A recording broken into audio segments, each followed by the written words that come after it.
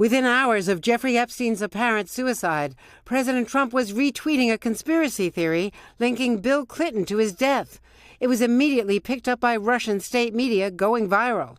A Clinton spokesperson calling the tweet ridiculous and, of course, not true, but a top Trump advisor defending it. I think the president just wants everything to be investigated. For the president, seizing on a conspiracy theory is part of a pattern. He launched his political career with the false birther claim against President Obama.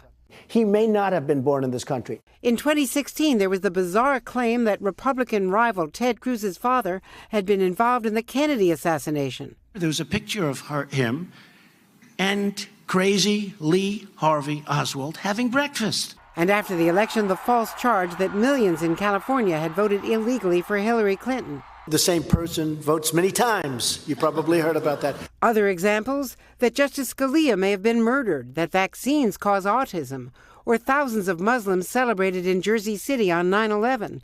But tying Bill Clinton to Epstein's death reached a new level. Certainly, to accuse, even by implication, a predecessor of a murder conspiracy puts us in a whole different realm of reality. Clinton and Trump had both known Epstein, and Trump critics countered by blaming Mr. Trump online for Epstein's death.